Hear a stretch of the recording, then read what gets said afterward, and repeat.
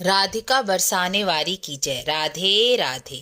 कार्तिक महात्म्य के 12वें और 13वें अध्याय में ब्रह्मा जी नारद जी को कार्तिक मास में दीपदान की महिमा बताते हैं।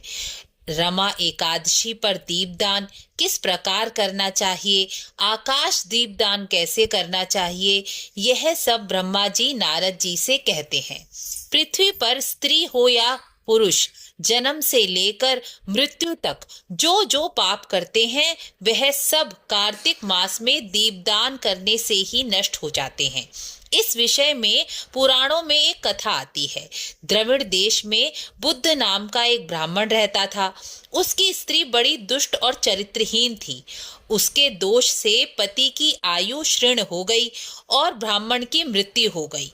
अब ब्राह्मण के मर जाने पर ब्राह्मणी खुले रूप से व्यभिचार करने लगी। उसके ना तो कोई संतान थी, ना ही माता पिता, ना ही कोई भाई। लोक निंदा की भी उसे कोई परवाह नहीं थी। भिक्षा मांग कर खा लेती थी। ना तो वह तीर्थ यात्रा करती थी और ना ही कोई सत्कर्म करती थी। ना ही भगवान की कथा वार्ता सुनती थी, ना ही कभी भगवान का नाम ही लेती थी। एक दिन तीर्थ यात्रा में लगा हुआ एक ब्राह्मण कुत्स उनके घर आया। उसके व्यभिचार को देखकर ब्राह्मण ने उसे खूब फटकारा और कहा, हे मूर्ख नारी, मेरी बात ध्यान से सुन।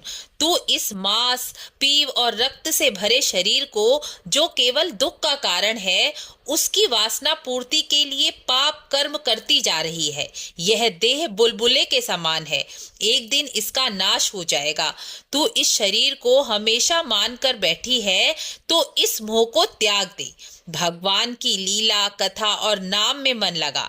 जब कार्तिक मास आए तो भगवान दामोदर के प्रेम के लिए और अपने कल्याण के लिए दीपदान, स्नान और भगवान विष्णु की परिक्रमा कर, भगवान को प्रणाम कर, कार्तिक व्रत, स्नान, दीपदान कर। कार्तिक मास में व्रत, दीपदान विधवा, सौभाग्यवती सभी स्त्रियों को करना चाहिए। कार्तिक में दीपदान भगवान विष्णु की प्रसन्नता को बढ़ाता है। ऐसा कहकर ब्राह्मण दूसरे घर चला गया। वह ब्राह्मणी भी कुत्स की बातों को सुनकर पश्चाताप करने लगी। उसको मन ही मन ग्लानि होने लगी। उसने निश्चय किया, अब मैं व्यभिचार को छोड़कर कार्तिक मास में स्नान और दीपदान करूंगी। कार्तिक आने पर उसने कार्तिक स्नान किया, पूरे मास दीपदान किया। कुछ ही काल के बाद उसकी मृत्यु हो गई। मृत्यु के पश्चात वह स्वर्गलोक को गई। जो मनुष्य कार्तिक के महात्म्य में इस दीपदान के इतिहास को सुनता है, ब्रह्मा जी कहते हैं, वह भी मोक्ष को प्राप्त करता है। ऐसे ही शास्त्रों में आकाश दीप की महिमा भी बताई गई है। ब्रह्मा जी कहते हैं, कार्तिक मास में जो मनुष्य ब्रह्म मुहूर्त में स्नान करके आकाश दीप का दान करता है, वह सब संपत्तियों से संपन्न होकर इस लोक में भी सुख भोगता है और अंत में भी मोक्ष को प्राप्त करता है।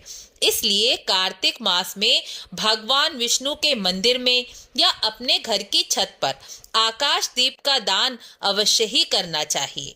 आकाश दीप का दान ब्रह्म मुहूर्त में या संध्या के काल में किया जाता है। रमा एकादशी पर भगवान विष्णु की पूजा तुलसी दल से कर खुली छत पर आ जाएं। अपने हाथ में एक दिया जलाकर उसे ऊपर आकाश की तरफ उठाते हुए इस मंत्र का उच्चारण करें।